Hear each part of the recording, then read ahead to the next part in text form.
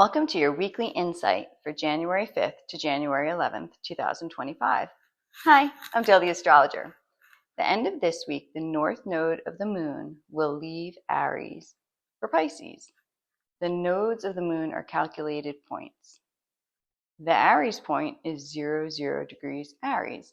It's a point of the vernal equinox where the sun enters Aries. It represents the first rush of spring, exponential growth. It's the initiation of energy on Earth. It is our real new year in many senses. The moon's nodes have an orbital period of 18.6 years. They always travel retrograde and reach the same point every 18 and a half years. So every 18 and a half years after you're born, you have a nodal return. And in between, after 9.3 years, you have a reverse nodal return, where the north node is conjunct your natal south node.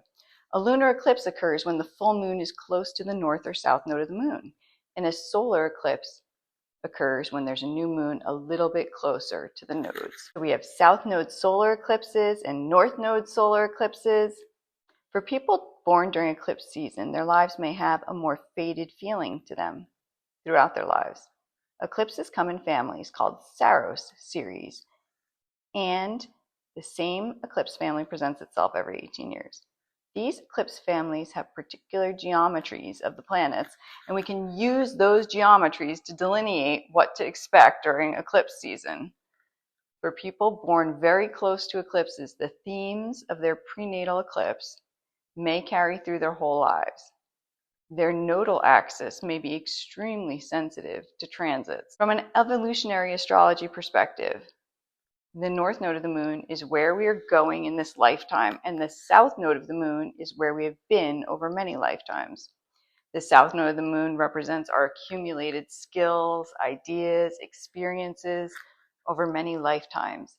These things may come easier to us, and the experiences represented by the north node of the moon may be more challenging.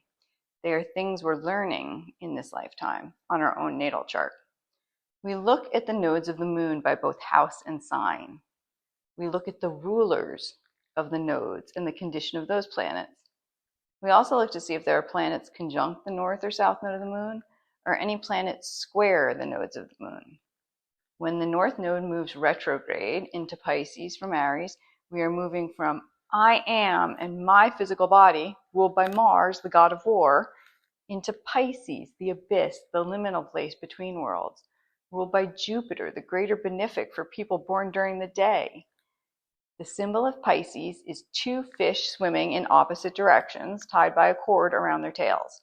One is swimming towards Aries, I am, being reborn, and the other is swimming backwards towards Aquarius, the collective. Normally, the hope for the north node in Pisces is that we would collectively embrace all-encompassing love and compassion.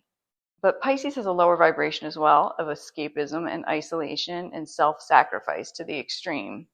And with Neptune and Saturn headed for conjunctions with the retrograde north node of the moon, we may be facing a period of collective illness or suffering again.